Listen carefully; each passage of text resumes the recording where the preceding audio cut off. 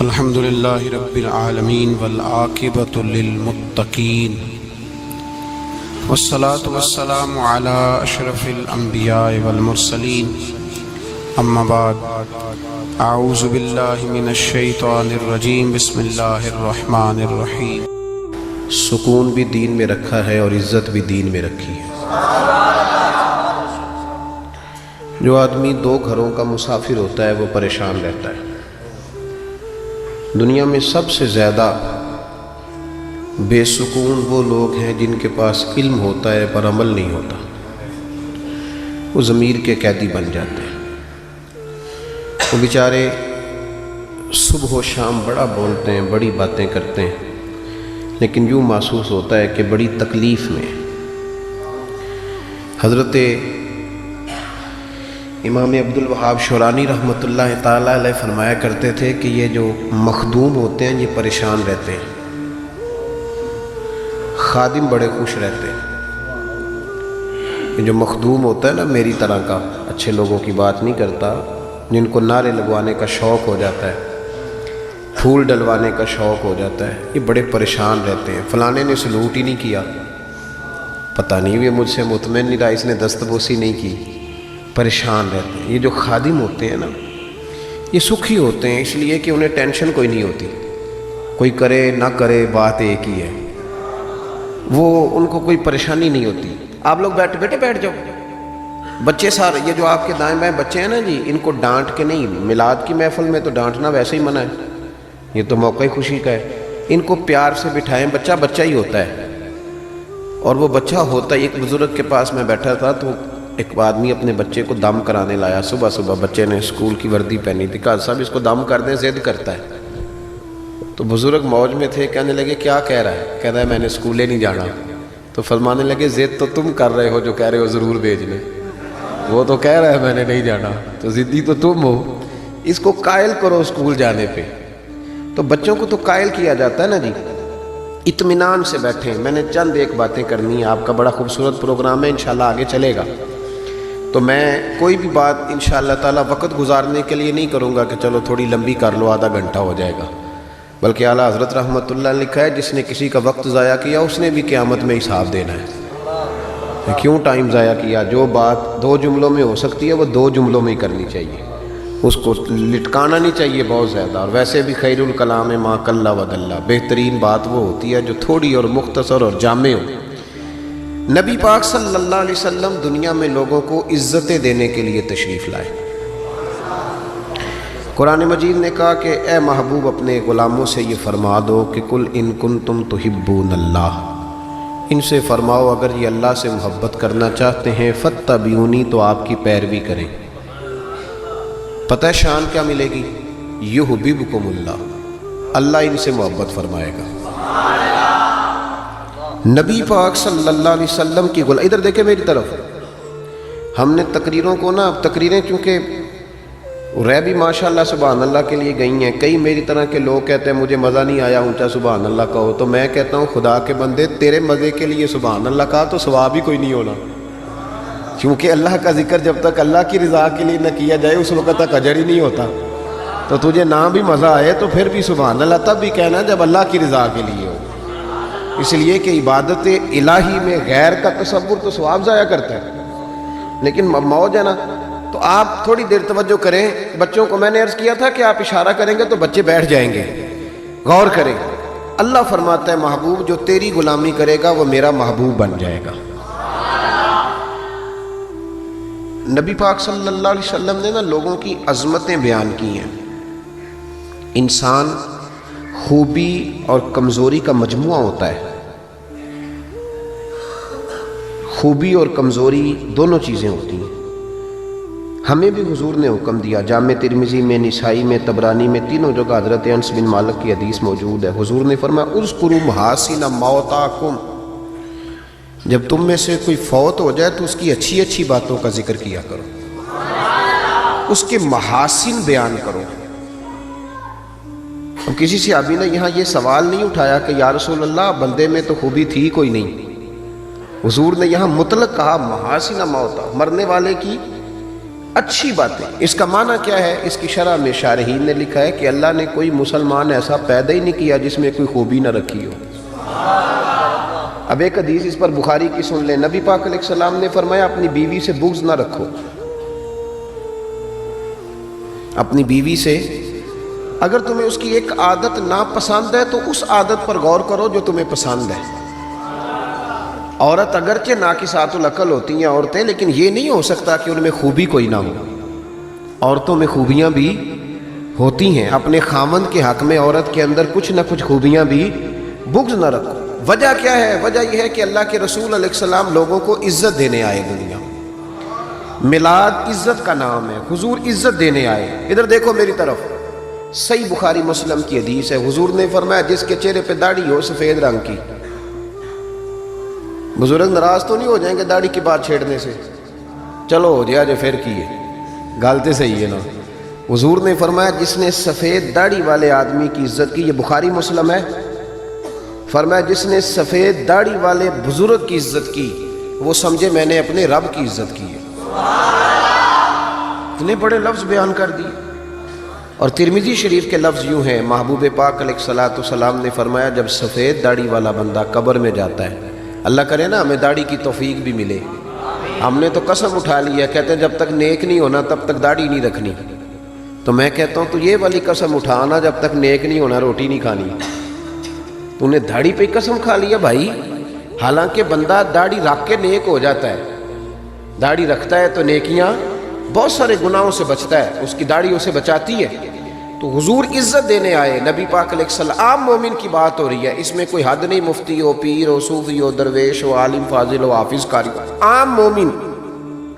فرمایا سفید داڑھی والا مومن جب قبر میں جاتا ہے تو رب کریم فرشتوں سے فرماتا ہے اسے عذاب نہ دینا، میرے محبوب کی سنت وہ بھی سفید لے کے آیا، مجھے حیات دیا، اسے عذاب دینا.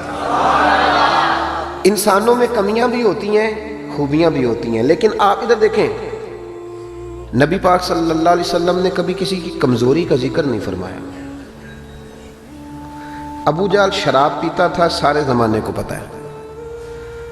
قبیلہ بنو آراش کا ایک شخص اس زمانے میں نبی پاک کے پاس اس کی شکایت لے کے آیا جب اسلام پر غربت تھی. اس زمانے میں ابو جہل اس کا مال دبا گیا اور حضور نے لے کے دیا. وہ ایک تفصیل ہے، چونکہ موضوع نہیں، ادھر نہیں جاتا. لیکن نبی پاک علیہ السلام نے کبھی یہ نہیں کہا کہ یہ ڈاکے مارتا ہے، حالانکہ وہ مارتا تھا، وہ غریبوں کا مال لوٹتا تھا. لیکن حضور علیہ السلام نے کبھی یہ بات ارشاد، اس کو ہدایت کی بات کہی، اس کو درس دیا. ہمارے ہاں تبلیغ، حضور اس کو تبلیغ کرتے تھے، اس پر تنقید نہیں کرتے تھے. ہم کسی کو تبلیغ نہیں کرتے، اس پر تنقید کرتے. حالانکہ ابو جہل حضور کی ذاتی زندگی پر اعتراض کرتا تھا، معاذ اللہ. وہ کہتا تھا جادوگر ہیں، کاہن ہیں، معاذ اللہ تعالیٰ یہ حکمرانی کرنا چاہتے ہیں، یہ سردار، یہ ساری باتیں وہ کرتا تھا. لیکن حضور نے کبھی اس کی ذاتی زندگی پر اتر کر کوئی بات، آپ دیکھیں ذرا تلاش کریں، آپ جتنی بھی حدیثیں آپ پڑھتے جائیں گے نا، اس میں آپ کو یہ ملے گا کہ نبی پاک نے کبھی اس کو عزت دی، کبھی اس کو عزت دی، کبھی اس کو عزت دی. لیکن کبھی کسی شخص کی کوتاہی حضور نے بیان، کبھی کسی شخص کے بارے میں یہ رویہ. حضور عزتیں دینے آئے دنیا میں، عزتیں دینے آئے. بتائیے حضرت ابوبکر صدیق کو حضور علیہ السلام نے صدیق اکبر کہا، لقب دیا. حضرت عمر بھی تو سچ ہی بولتے تھے نا، جناب عثمان بھی تو سچ ہی بولتے تھے نا، حضرت سیدنا مولا علی بھی بولیے. لیکن ان کے اندر وہ خوبی زیادہ پائی جاتی تھی، تو نبی پاک علیہ الصلوۃ والسلام نے انہیں صدیق کہا. جناب عمر فاروق اگر حق اور باطل کی بات کرتے تھے تو باتیں حضرت ابوبکر بھی سچی کرتے تھے، لیکن حضور نے انہیں فاروق اعظم کہہ کے عزت دی. حضرت عثمان غنی کو پیکر شرم و حیا کہہ کے نبی پاک نے عزت دی. جناب علی کو اسد اللہ کہہ کے حضور نے عزت دی. بہت سارے لوگ ایسے ہیں، جب ہم کتابیں دیکھتے ہیں تو کچھ ایسی چیزیں ملتی ہیں، کچھ جگہوں پہ ایسی چیزیں ملتی ہیں جن کا ذکر ہو سکتا تھا، لیکن نبی پاک علیہ السلام نے کبھی ان کا ذکر، بلکہ عجیب روایت لکھی ہے امام یوسف صالحی نے سبل الہدی والرشاد میں، اکرمہ بن ابو جہل، ابو جہل کا بیٹا. یہاں تو اللہ تعالیٰ خیر فرمائے، دادی کا ظلم نہیں لوگ بھولتے، پردادی کا. بیبیاں کہتی ہیں تہاڈی دادی جو کرتی تھی کدی تانوں دسا نا، بھائی وہ تو اب چلی گئی بیچاری. اب تو کوئی فائدہ نہیں بتانے کا، بات ختم ہو گئی. ہم بھولنے کو تیار، بلکہ ہم یہ کرتے ہیں کہ پنچایت میں کبھی کسی چودھری کے پریشر پہ آ کے صلح کر لیتے ہیں پر معافی نہیں دیتے. کرتے یہ ہیں کہ صلح کر لو، پھر جب کبھی میرے قابو آئے گا تو پھر دیکھ لیں گے اس کا کیا کرنا ہے. نبی پاک صلی اللہ علیہ وسلم کے ساتھ جو کچھ ابو جہل نے کیا، حضور نے اس کا ذکر فرمایا. فرمایا فرعون بھی بڑا ظالم تھا، پر یہ جو میرا فرعون ہے یہ اس سے بھی سخت ہے. فرعون سے سخت کہا ابو جہل کو، لیکن جب اکرمہ بن ابو جہل نے کہا نا میں کلمہ پڑھنا چاہتا ہوں، ناراض نہ ہونا، ہم عزت نہیں دے پا رہے. جو 99 خوبیاں ہیں لوگوں کی وہ چھپ جاتی ہیں، پر ایک خامی ساری دنیا دیکھتی ہے. یہ ہمارے اندر کی وہ کمزوری ہے جس نے ہمارے علماء اور مشائخ اور بزرگوں تک کو معاشرے کے اندر بدنام کر دیا ہے. ہم نے وہ ایک خامی تو دیکھی، پر اس شخص کی ساری زندگی کی خوبیاں چھوڑ دی. تیری نظر ایک خامی پہ گئی ہے، اس کا مطلب ہے تیرا اس مکھی سے تعلق ہے جو صرف گند پہ بیٹھتی ہے، پھول اسے نظر ہی نہیں آتا. ہماری ہر محفل میں جب کوتاہیاں ڈسکس ہوں گی تو پھر دنیا میں اچھا کون بچے گا؟ رسول کریم عزت دینے آئے. سنو اور یاد رکھو، اکرمہ بن ابو جہل کے بیٹے کلمہ پڑھنے آ رہے ہیں. میرے کریم رسول حضرت ابو بکر صدیق فرماتے ہیں میں اس دن اتنا رویا کہ میری داڑھی آنسوؤں سے بھر گئی. نبی کریم فرمانے لگے بھائی مجھے خبر ملی ہے کہ اکرمہ کلمہ پڑھنے آ رہا ہے، آؤ ذرا سارے بیٹھو میری بات سنو، حضور حکم کریں. تو محبوب نے فرمایا کوئی اس کے سامنے اس کے باپ کو گالی نہ دے، کوئی اس کے باپ کو اس کے سامنے برا کہہ کے نہ پکارے. کوئی یہاں ایک اور بات بھی کرنی بڑی ضروری سمجھتا ہوں، جو پکا بے ایمان کافر تھا، بے ایمان، جب حضور نے منع کر دیا کہ اس کے بیٹے کو تکلیف ہوتی ہے، جس کا کفر نص قطعی سے ثابت ہے، ان الذین کفروا سواء علیہم انذرتہم ام لم تنذرہم لا یؤمنون. اس آیت کی تفسیر میں جہاں بھی آپ کھولیں گے پہلا نام ابو جہل کا ملے گا، جس پر نص آ گئی کہ اس کی قسمت میں کفر ہے. جب وہاں حضور نے فرمایا باپ کو کافر نہ کہنا، بیٹے کو تکلیف ہوگی، تو بتا جب تو حضرت عبداللہ اور سیدہ آمنہ کے بارے میں بات کرتا ہے تو حضور کے دل کو تکلیف نہیں ہوتی؟ شرم نہیں آتی لوگوں کو؟ حیا نہیں آتی؟ حضور کا دل دکھاتے. اور دیکھیں عبداللہ کا معنی ہی اللہ کا بندہ ہے، اللہ. اور جو آمنہ نام ہے اس نام کا حسن تو دیکھیں، ہو درود تجھ پہ بھی آمنہ، اللہ، اور تیرے لال پر بھی سلام ہو. تو تھوڑا آپ بھی پہچانا کریں، جو تیری اماں کو برا کہے تو سلام نہیں لیتا، اور جو نبی پاک کی اماں کے بارے میں بات کہتا ہے تو کہتا ہے مولوی صاحب رل مل کے رہنا چاہیے. عجیب بات ہے نا تیری. اس بندے سے سلام لے لیں، اس سے گلا ملا لیں جس کے سینے میں نبی پاک کے والدین کے بارے میں بغض چھپا ہوا ہے، اس شخص سے سینہ ملائیں. تھوڑا سا سوچا کریں ہمارا کسی سے جائیداد کا کیا رٹا ہے. تو یاد رکھیں اکرمہ جب آ رہے تھے تو نبی کریم علیہ السلام نے فرمایا کوئی اسے اس کے باپ کو اس کے سامنے برا نہ کہے. حضرت ابو بکر صدیق کہتے ہیں پھر حضور نے فرمایا کوئی اس کے باپ کا کفر نہ گنوائے، کوئی اس کی زیادتیوں کا ذکر نہ کرے، کوئی اس کے بارے میں کوئی آیت نہ پڑھے، کوئی میرا قول نہ دہرائے. حضرت سیدنا ابو بکر صدیق فرماتے ہیں میں رونے لگا تو مجھ سے حضرت ابو دردہ کہنے لگے آپ کیوں رو رہے ہیں؟ تو میں نے کہا میں رو رہا ہوں محبوب کی رحمت للعالمین پہ کہ محبوب یہ کس کے استقبال کی تیاریاں کرا رہے ہو؟ اور ساری زندگی تکلیف دی کن کے استقبال؟ خدا را ساری. اب یقین کریں آپ بیٹھ جائیں کسی مجلس میں، ناراض نہ ہونا، علماء اور نیک لوگوں کی بات نہیں کرتا، اپنی اور آپ کی کر رہا ہوں. ہم کسی محفل میں بیٹھ جائیں نا، ہم نے اب گناہوں کے نام بدل لیے ہیں. جھوٹ کا نام ہم نے بہانہ رکھا ہے، میں بہانہ کر چڑھیا سے، حالانکہ سچی بات کیا ہے؟ جھوٹ بولا. اور یہ غیبت کا نام ہم نے بدل کے گپ شپ رکھا ہے. تھوڑی دیر گپ شپ کریں. وہ گپ شپ کیا ہے؟ بڑے بڑے مذہبی لوگ میری طرح کے جبہ و دستار، وہ ساتھ والی اتنا اپنی جماعت کی تبلیغ کرنا ضروری نہیں سمجھتے جتنا ساتھ والی جماعت پہ تنقید کرنا ضروری سمجھتے. یوں لگ رہا جیسے مقابلہ چل رہا ہے مذہبی لوگوں کا آپس میں، ہر آنے والے کو اور ہر ملنے والے کو اور ہر جس آدمی کا نام ہے اس کی کوئی نہ کوئی کوتاہی تلاش کر کے رکھنا ہمارا وتیرہ بن گیا ہے. اس مزاج کو بدلنا پڑے گا. جب یہ مزاج بدلے گا تو معاشرے میں حسن پیدا ہوگا. میری طرح جو آدمی بھی تھوڑا سا ممبر پہ بیٹھنے لگتا ہے وہ کہتا ہے میں ہی دین کا کام کر رہا ہوں. جو جماعت بھی کام شروع کرتی ہے کہتے ہیں صرف ہم نے کیا. بھئی تم نے کیا تو تم سے پہلے غیر مسلم تھے سارے، تمہیں کیسے پتا چلا یہ دین ہے؟ تھوڑا تھوڑا نرمی پیدا کریں، رویوں کو ٹھنڈا کریں، اپنے ماحول کے اندر وہ حسن پیدا کریں۔ رسول پاک دنیا میں عزت دینے آئے۔ کنز الامال کی حدیث سنیں، حضرت عائشہ صدیقہ رضی اللہ تعالیٰ عنہ حدیث کی راوی ہیں، کہتے ہیں میں بیٹھی تھی حضور کی بارگاہ میں، دوپہر کا وقت حضور کے کیلولا کا وقت ہوتا تھا، اس وقت صحابہ نہیں آتے تھے، حضور دوپہر کو تھوڑا آرام کرتے تھے۔ اب تو ہم بڑے بہادر ہیں نا، بالخصوص محفلوں کے لوگ بڑے بہادر ہیں، بڑے دلیر لوگ ہیں، 3 بجے سو کے بھی فجر جماعت سے پڑھ لیتے ہیں، یہ دلیری ہے نا جی۔ حالانکہ بڑا مشکل ہوتا ہے 1-2 بجے سو کے سویرے فجر کی نماز، لیکن میں دلیر سمجھتا ہوں کہ جو بندہ 2 بجے سوئے پھر فجر پڑھ لے، یہ اس کی دلیری ہے۔ یا پھر شب زندہ دار ہوتے ہوں گے، ساری رات جاگتے ہوں گے، یہی ہو سکتا ہے۔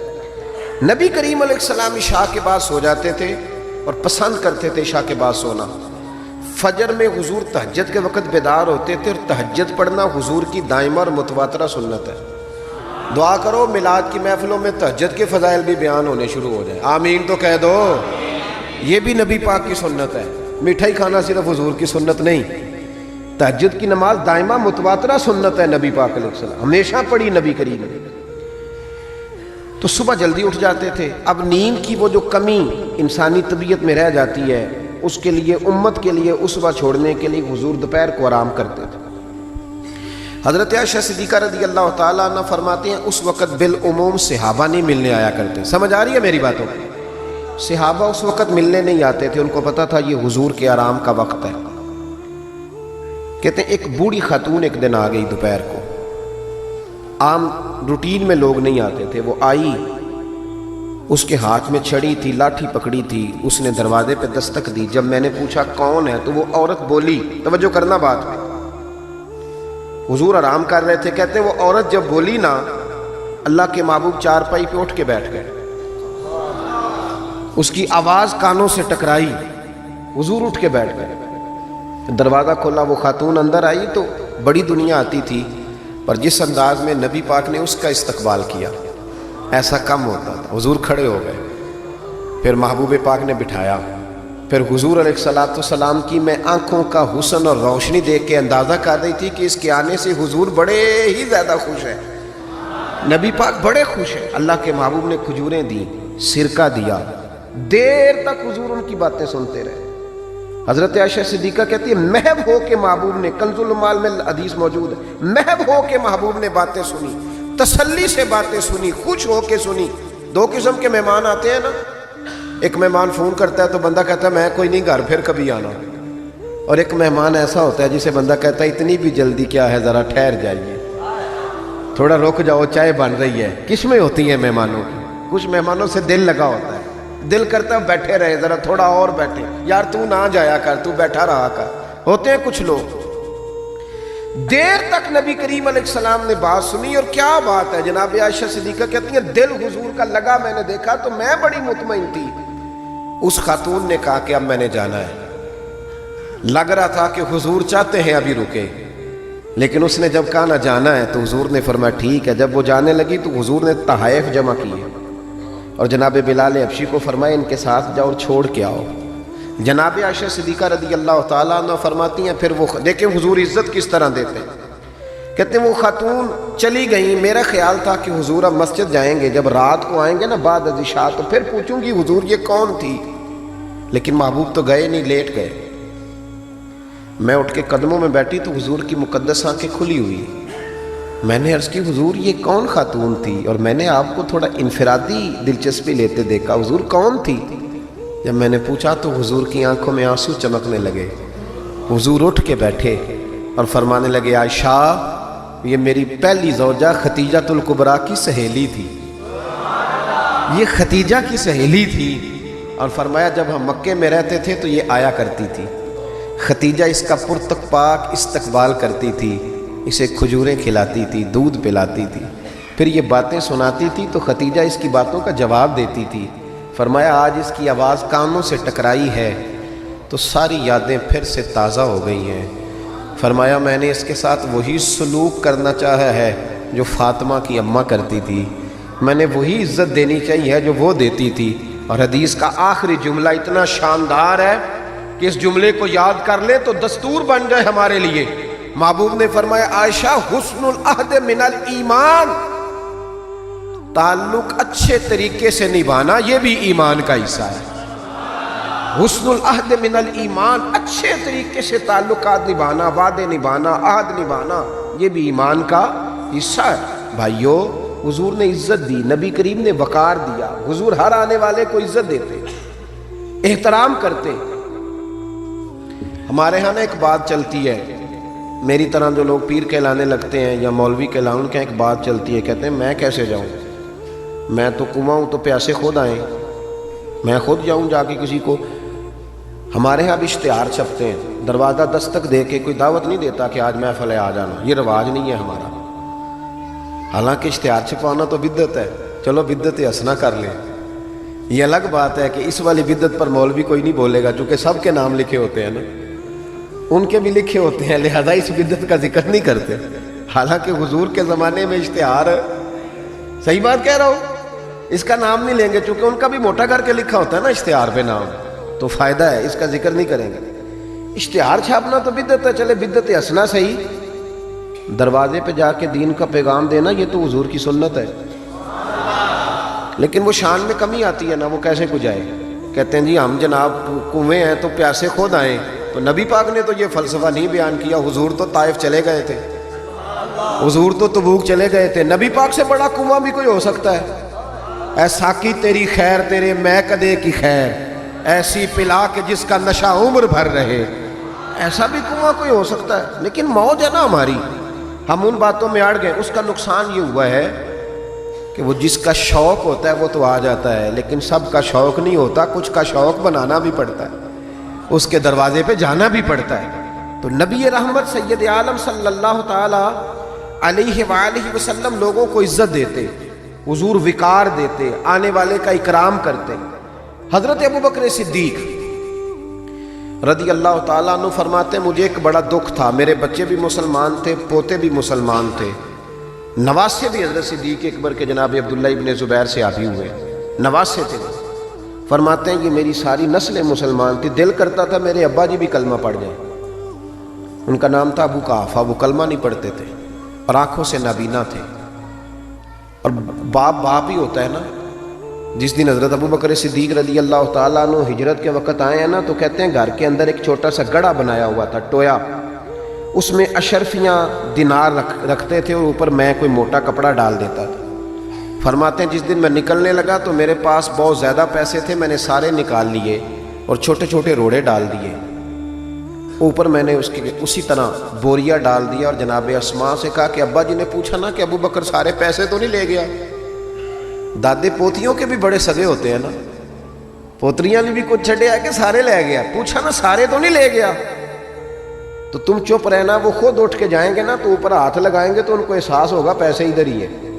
हिकमत है, इतना वो ख्याल करते थे, लेकिन कलमा नहीं पढ़ते थे। तो अबू बकर सिद्दीक़ कहते मेरा बड़ा दिल करता था वो कलमा पढ़े। एक दिन वो बोल ही पड़े हिजरत मदीना के बाद, कहने लगे अबू बकर मैं मान गया हूँ तेरे रसूल वाकई सच्चे, चल यार मुझे ले चल, मैं भी मुस्तफ़ा का कलमा पढ़ा। हज़रत अबू बकर फरमाते हैं मेरी तो ईद बन गई कि मेरा तो घर बन गया ना।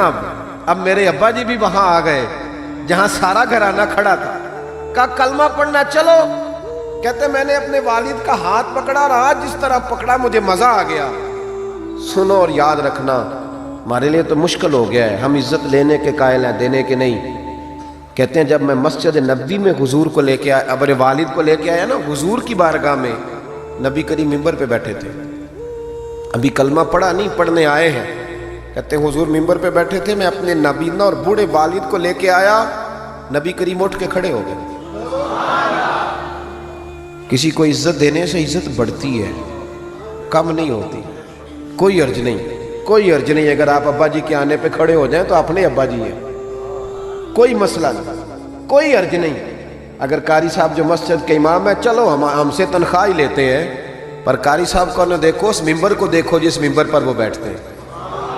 कोई मसला नहीं भाई, ठीक है तू चौधरी सही, हम तो कारी साहब को सूट भी 27वीं को देते, क्यों भला 27वीं तो देंदे हो ना इतने भी, इस वास्ते कि कदे सुआ के पा ना लैन, क्योंकि 27वीं तो बाद दर्जी फटता ही कोई नहीं, तो कहते साढ़े नाल दा पा लिया तो नाल रल जाएगा, इसको वो वाला नहीं देना, 27वीं पे देते हैं। किस किस बात का जिक्र किया जाए। عزیز دوست یاد رکھ اور سمجھ. اور اب تو پیروں سے بڑا شکوہ ہے. بہت سارے پیر بھی کہتے ہیں مولویاں کول کی ہے. میں کہ خدا دے بندہ جڑا مولوی ہوندا ہے اودے کول ہی تو سارا کچھ ہوندا ہے. انما یخشى اللہ من عبادہ العلماء. اللہ کریم فرما رہا ہے کہ جو میرے عالم بندوں میں سے عالم ہے وہ اللہ سے ڈرتے ہیں. تو کس قسم کی بات کر رہا ہے؟ بہرحال یہ عنوان نہیں ورنہ اس پہ بات کرتا. نبی کریم اٹھ کے کھڑے ہوئے تو حضرت صدیق اکبر عرض کرنے لگے یا رسول اللہ میرے والد کلمہ پڑھنے آئے. یہ لفظ ساری زندگی یاد رکھنا بھولنا نہ. عرض کی حضور ابا جی کلمہ پڑھنے آئے. توجہ ہے میری بات پر؟ کلمہ پڑھنے آئے ہیں. پتہ ہے میرے محبوب نے کیا فرمایا؟ نبی کریم فرمانے لگے ابو بکر یہ بوڑھے بھی تھے, نابینا بھی تھے, بیمار بھی تھے. اگر ان کا ارادہ بن گیا تھا تو مجھے بتاتے, میں گھر آ کے انہیں کلمہ پڑھا دیتا. نعرہ تکبیر, دونوں ہاتھ اٹھا کے نعرہ رسالت, تاجدار ختم نبوت, تاجدار ختم نبوت. اور میرے اعلیٰ حضرت فاضل بریلوی رحمۃ اللہ نے لکھا, ادھر دیکھو میری طرف. اعلیٰ حضرت نے لکھا ہے تو نبی پاک کا لباس پہن لے رب تجھے عزت دے دے گا. کوئی نہیں سمجھ آئی آپ کو بات کی؟ کئی منڈے پینٹ کوٹ پا کے ساڑھے سے روب پاندے ہیں. کہندے قاری صاحب تسی پڑھے کنا ہو؟ تو عالم اگر بتائے نا کہ میں درس نظامی کیا, کہندے نہیں وہ تو ٹھیک ہے, پڑھے کنا ہو؟ کمال موقع ہی پہ درس نظامی کے عالم سے پڑھے کنا ہو؟ تیری نظر بی اے پڑھیا ہی بندہ پڑھیا ہوندہ ہے پاہمیں وہ 6 باری سیپلیاں دے کے پاس ہویا ہوگا. کیا تماشا ہے؟ اس تماشے سے باہر آئے. نبی پاک صلی اللہ علیہ وسلم, ادھر دیکھو میری طرف.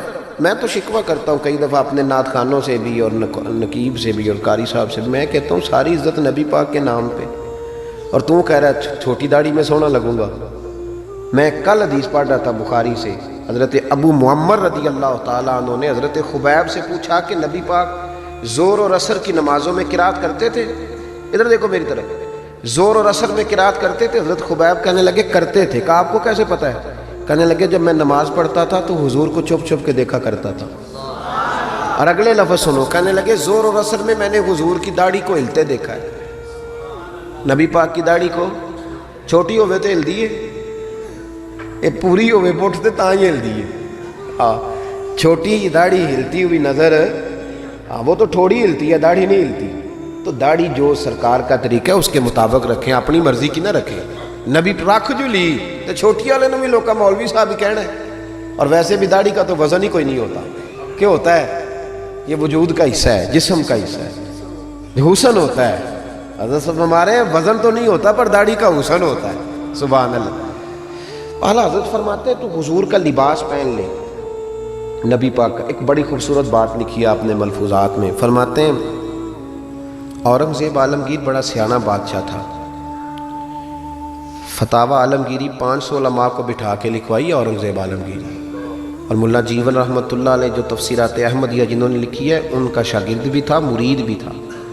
اور حضرت ملا جیون رحمۃ اللہ علیہ فرماتے ہیں دیکھیں کسی کی سابقہ زندگی اور ہے, لیکن جب وہ بدلا تو پھر کیا بدلا. فرمانے لگے کہ ایک دن فجر کی بارش تیز ہو رہی تھی تو میں فجر کی نماز میں لیٹ ہو گیا. تو میرے دل میں اچانک خیال آیا پتہ نہیں کو مسجد میں آیا بھی ہوگا کہ نہیں آیا ہوگا. لیکن فرماتے ہیں جب میں پہنچا تو وقت کا بادشاہ اورنگزیب عالمگیر مجھ سے پہلے پہنچا ہوا. تو میں نے کہا بادشاہ تو بغیر آج سپاہیوں کے آ گیا. کہنے لگے میرے دل میں خیال آیا کہ کہیں اللہ کا گھر سونا نہ رہ جائے. سپاہی بھی نہیں چل رہے تھے جو کہ بارش تیز تھی. یہ ذوق تھا. اورنگزیب کے پاس ایک بندہ آ گیا, کہنے لگا بادشاہ میں مداری ہوں, بہروپیاں ہوں, میں روپ بدل کے دکھاؤں گا تو تجھ سے انعام لوں گا. اس کو اعلیٰ حضرت نے لکھا ہے اور بھی کئی لوگوں نے لکھا ہے, روپ بدل کے دکھاؤں گا تو انعام لوں گا. اورنگزیب کہنے لگا کہ مجھے نہیں تو دھوکہ دے سکتا. وہ تو پاکستان کے بادشاہ ہے نا جن کو بعد میں سمجھ آتی ہے بنا کیا ہے. کہتے پتہ ہی نہیں چلا, تحقیق کریں گے تو پتہ کریں گے. فوراً کمیٹی بن جاتی ہے. پھر وہ کمیٹی کدھر جاتی ہے یہ بھی اللہ ہی بہتر جانتا ہے, وہ کس کھاتے میں کمیٹی جاتی ہے. اورنگزیب عالمگیر سے کہنے لگا میں روپ بدل کے دکھاؤں گا, اگر آپ نہ پہچان سکے تو انعام لوں گا. اس نے کہا چلو ٹھیک ہے تجربہ کر لو, میں بڑا انعام دوں گا. اورنگزیب ایک دن سفر پہ نکلنے لگے جہاد پہ, تو فقیر آیا کرتے تھے بادشاہوں سے مانگنے. اس نے بھی منہ ساری مونچھیں اور داڑھی صاف کر لی اور چہرے پہ سیاہی مال لی, کپڑے پھٹے پرانے پہن لیے. بادشاہ گھوڑے پہ گزرنے لگا تو بھکاریوں نے اپنے اپنے پیالے آگے کیے، اس نے کسی کو 5 روپے دیے، کسی کو 2 روپے دیے۔ جب بہروپی آیا تو اورنگزیب نے 10 روپے دیے، کہنے لگا تیرے آنے جانے کا کرایہ میں نے تجھے پہچان لیا، کچھ کر کے آ اگر کچھ کرنا ہے تو۔ تھوڑے دن کے بعد بادشاہ نے کہا کہ میں نے فوجی بھرتی کرنے ہیں، دوڑ لگانے والے لڑکے چاہیے۔ اس نے بھی ذرا مونچھیں بڑی کر لیں اور لڑکوں کے بیچ دوڑ لگانے لگا۔ بادشاہ نے کہا وہ جو نوجوان دوڑ رہا ہے اسے بلاؤ۔ اس کو بلایا تو کہنے لگا یہ 10 روپے لے، تیرے آنے جانے کا کرایہ میں نے پہچان لیا۔ کچھ دنوں کے بعد بادشاہ نے کہا ٹیچر چاہیے، بھرتی کرنے ہیں، تو اس نے بھی جناح کیپ پہن لی، سمجھ لیں مثال دے رہا ہوں، اچکن شچکن شیروانی پہن لی، چھڑی پکڑ لی، مونچھیں بڑھا لیں، آ گیا۔ 2-3 بندوں کا انٹرویو ہوا، اس کی باری آئی تو اورنگزیب کہنے لگے 10 روپے دے، لے اور نکل جا، میں نے تجھے۔ دلیل کیا ہے؟ حضور نے فرمایا اتقوا فراست المومن فإنه ينظر بنور اللہ، او کما قال نبی صلی اللہ علیہ وسلم، رواہ ترمذی۔ محبوب فرماتے ہیں مومن کی فراست قلبی سے ڈرو، وہ اللہ کے دیے ہوئے نور سے دیکھا کرتا ہے۔ بادشاہ پہچان لیتا۔ قصہ مختصر کے 2 سال بیت گئے، بس بات بھی سمیٹ رہا ہوں میں اپنی۔ 2 سال بیت گئے، 2 سال۔ بادشاہ ایک سفر پہ جا رہا تھا، فوج ساتھ تھی، 10,000 کا لشکر تھا۔ ایک پہاڑی کے پاس سے بادشاہ گزر رہا ہے تو بادشاہ نے دیکھا کہ ترچھی سی چٹان ہے، پہاڑی ہے، تو لوگ جا بھی رہے ہیں آ بھی رہے ہیں۔ یہاں کیا ہے؟ انہوں نے کہا جی ایک درویش بابا بیٹھا، لوگ دعائیں کراتے ہیں۔ پرانے سارے لوگ یہ اللہ والوں کو مانتے تھے، یہ ڈائریکٹ والے ابھی آئے ہیں، سارے اللہ والوں کو مانتے تھے۔ اورنگزیب عالمگیر کہنے لگا میں بھی اچھے کام جا رہا ہوں، میں بھی دعا نہ کرا لوں۔ بڑی بادشاہ آپ کو پتہ ہے نازک مزاج ہوتے ہیں، ہمارے ہاں تو پیر اور پیرزادے بھی بڑے نازک مزاج ہوتے ہیں۔ 6 لوگوں نے ٹیشو پیپر پکڑے ہوتے ہیں پیر صاحب کے بیٹے کے، 4 آدمیوں نے جوتے، پھر یہ شہزادہ کیسے جہاد کرے گا؟ اسی لیے اس کو تھوڑی سی گرمی لگتی ہے تو فٹافٹ مان جاتا ہے، کسی میدان میں کھڑا نہیں رہ سکتا، اس کے لیے مشکل ہوتا ہے۔ آمدام برسرے مطلب وہ بادشاہ بڑی مشکل سے، بوڑھا بھی ہو گیا، نازک مزاج بھی تھا، اوپر چڑھا پہاڑی پہ۔ جب اوپر گیا تو پوچھا جناب ملنا ہے پیر صاحب سے؟ انہوں نے کہا لائن لگی ہوئی ہے، تو بھی لائن میں لگ جا۔ ہمارے پیر صاحب کا کوئی طریقہ نہیں، بادشاہ امیر غریب سارے لائن میں لگ کے ملتے ہیں۔ بادشاہ لائن میں لگ گیا، 50 آدمی کھڑے تھے۔ اب 50 کے بعد باری آئی، عطایات کی حالت میں بابا جی کے آگے بیٹھ گیا، بابا جی کا جبہ کبا دستار، میں جہاد کے لیے جا رہا ہوں۔ بزرگوں نے ہاتھ اٹھائے، دعا مانگی، پھر 2-3 نصیحتیں بھی کر دیں کہ بیٹا دیکھنا اگر کسی وجہ سے خدا نخواستہ ناکامی ہوئی تو مایوس نہ ہونا، کامیابی ملی تو تکبر نہ کرنا، اور تھپکی دی۔ بادشاہ الٹے قدم جب غار سے نیچے اترا تو پلو جھاڑ کے کھڑا ہو گیا، کہنے لگا آج نہیں نہ پہچانا تو نے، لا میرا انعام، آج نہیں نہ پہچانا۔ بادشاہ کہنے لگا آج تو مروا دیا یار تو نے، کہاں میں چڑھا کہاں میں رکا، تھک گیا، گرمی کتنی ہے۔ بہرحال مزہ آیا، اورنگزیب کو دھوکہ دیا، مزہ تیرا پورا آیا، بتا تو کیا لے گا؟ ہیرے جو سب سے قیمتی ہوتے تھے نا وہ بادشاہ اپنے تاج میں لگوایا کرتے تھے۔ کہنے لگا وہ جو تیرے تاج میں ہیرے لگے ہیں نا وہ چاہیے۔ بادشاہ نے کہا یار تو نے اورنگزیب کو دھوکہ دیا، بات بہت بڑی ہے، وہی مل جائیں گے۔ اس نے تاج اتار کے بہروپیے کے قدموں میں رکھا اور کہنے لگا یہ تو نے مانگا ہے نا، میں جہاد سے واپس آتا ہوں تو دوبارہ آنا، اپنی مرضی سے بھی تجھے دوں گا، تو نے حد کر دی۔ جب اس نے دیا اور بادشاہ نے رخ پھیرا تو بہروپیے نے آواز دی، کہنے لگا بات سن یار۔ بادشاہ نے چہرہ بدلا تو کہنے لگا اپنا تاج لے جا، ضرورت نہیں۔ اس نے کہا تجھے کیا ہوا؟ کہنے لگا نہیں ضرورت، لے جا۔ بات کیا ہے؟ 2 سال ہو گئے تجھے محنت کرتے، تو نے کتنے روپ بدلے، اور آج ملا ہے تو کہتا ضرورت نہیں۔ بہروپیہ رو پڑا اور کہنے لگا بادشاہ میں نے اپنے نبی پاک کا لباس نا جھوٹ موٹ پہنا، جھوٹ موٹ کی پگڑی، لوگوں کی جیبوں پہ ڈاکہ ڈالنے کے لیے جھوٹ موٹ کی داڑھی، جھوٹ موٹ حضور کا لباس پہنا، جھوٹا۔ اور تیرے جیسے بادشاہوں کے تاج میرے قدموں میں آ گئے ہیں، اگر میں سچ مچ رسول اللہ کا غلام بنوں گا تو اللہ کتنی شان عطا فرمائے، سچ مچ بنوں گا تو رب کیا دے گا۔ بہلتے کس جگہ جی اپنا بہلانے کہاں جاتے، تیری محفل سے اٹھ کر تیرے دیوانے کہاں جاتے۔ خدا کا شکر شمع رخ لیے آئے ہو محفل میں، اگر پردوں میں چھپے رہتے تو پروانے کہاں جاتے۔ خدا آباد رکھے سلسلہ یہ تیری نسبت کا، वगरना हम भरी दुनिया में पहचाने कहाँ जाते। और आला हज़रत फरमाने लगे फरिश्ते भी करते हैं ताज़ीम मेरी, फिदा हो के उन पर ये इज़्ज़त मिली है। इज़्ज़तें दरवाज़ा रसूल पे हैं। बाकी कोई शख्स कहता है मैं दौलत के बलबोते पे इज़्ज़त हासिल कर लूँ तो वो तेरी दौलत की इज़्ज़त है, तेरी ज़ात की नहीं। जो कहता है मैं कुर्सी के बलबोते पे इज़्ज़त हासिल कर लूँ तो मियाँ जब तक तू कुर्सी में है तब तक तेरी इज़्ज़त है। जो शख्स कहता है मैं किसी के 7 लाख की इज़्ज़त हासिल कर लूँ तो उसकी ज़ाती नहीं। एक इज़्ज़त ज़ाती है, वो कौन सी जो रब रसूल अता करते हैं। उस इज़्ज़त की तरफ सफ़र करें, उनके तरीक़े के मुताबिक चलें। मिलाद शरीफ का महीना आ रहा है, आज तो वैसे भी 28 सफ़र है। हज़रत सैयदना इमाम हसन रज़ी अल्लाह तआला अन्हु का यौम शहादत, रबीउल अव्वल शरीफ आ रहा है। यकम रबीउल अव्वल से 12, हमारे यहाँ ना सबसे ज़्यादा काम होता है बहस करने का। बहस नहीं करनी, काम करना है। जो पूछे ना झंडियाँ लगानी है कि नहीं, उनसे को तू झंडियों की बात करता है, मेरा तो दिल करता है ताड़े तोड़ के छत पे लगा दूँ। ये हुजूर का मिलाद है। सबसे ज़्यादा आपने ये करना है कि दुरूद शरीफ कसरत से पढ़ना है। पढ़ेंगे इंशाअल्लाह ताला। नहीं वादा नहीं ले रहा, वादा नहीं, आपने अपने लिए पढ़ना है। तस्बीह ले लें। कोई बंदा कहे ना दिखावे के लिए पढ़ा तो क्या यार ठीक है दिखावा से। तस्बीह हाथ में होती है तो मेरा तजर्बा है कि चलती भी रहती है। आप हाथ में रखें तो इंशाल्लाह चलेगी भी। तो कोई कहे ना वे बड़ा बाबा तस्बीह को ठीक है यार कोई बात नहीं, मुझे पढ़ने दो। एक तो आपने ये काम करना है। दूसरे नंबर पे मिलाद शरीफ का जब लंगर पकाना है ना तो जो 50,000 चौधरी दे उसकी सदारत नहीं रखानी महफिल मिलाद पे। जो मोहल्ले के गरीब लोग हैं उन्हें फ्रंट सीट पे बिठाना है। हमारी महफिल मिलाद में भी जिसके हाथ में नोटों की दत्थी होती है उसका सारा कुछ होता है। गरीब मिलाद की महफिल में भी पीछे बैठते हैं। जिनके कपड़े मैले उन्हें आगे बिठाओ ताकि पता चले कि नबी पाक इन लोगों को इज़्ज़त देने तशरीफ़ लाए। और जब आप चावल तकसीम करें ना तो जो चौधरी साहब होते हैं वो उलमा के साथ खाना खा रहे होते हैं अंदर, और गरीब कहते हैं ओए तू 2 शापर ले गए हैं। मेहरबानी करें गरीबों को बिठा के लंगर दें, और हो सके तो उनके घरों में पहुँचा के कोशिश फरमाएं मिलाद में इज़्ज़त दें। और तीसरी बात, नबी पाक ने सबसे ज़्यादा बेटियों की बात की है। मेरा मशवरा है कि छोटी बड़ी ईद बेशक बेटी को ना दिया करो, ईद मिलाद पे जोड़ा ज़रूर दिया करो बेटी, ईद मिलाद पे जोड़ा दिया करो। और भाइयों याद रखो, अपनी बीवी को बंदा लाख रुपया भी दे तो वो इतनी तारीफ़ नहीं करती, वो कहती है सारा ज़माना देता है। बहन को बंदा 600 का जोड़ा ले आए ना, दिया है ना कभी जाके, तो वो रो के कबूल करती और कहती है मेरा भाई बड़ा नेक है, मेरा ख्याल करता है। ईद मिलाद पे हुजूर ने बेटी को और बहन को इस ईद पे आपने कबल वक़्त जाना है 12 रबीउल अव्वल शरीफ से पहले, और जाके ईद दे के आनी है बहनों और बेटियों को, और बताना है कि इसलिए ईद देने आए हैं कि रसूल पाक ने मिलाद पे सबसे ज़्यादा बात बेटी और बहन की। ये वक़ार पैदा करें। ये 2-3 मेरे मशवरे हैं ईद मिलाद। दुआ करता हूँ जिन दोस्तों ने इतनी अच्छी बज़म सजाई अल्लाह उन्हें बेहतर सिला अता फ़रमाए, आप सबका आना जाना कबूल फ़रमाए। अपने अपने मामलात होते हैं, कुछ मशगूलियत होती है, मसरूफ़ियत होती है। मेरा वादा था कि मैं अपनी तकरीर के बाद जाऊँगा।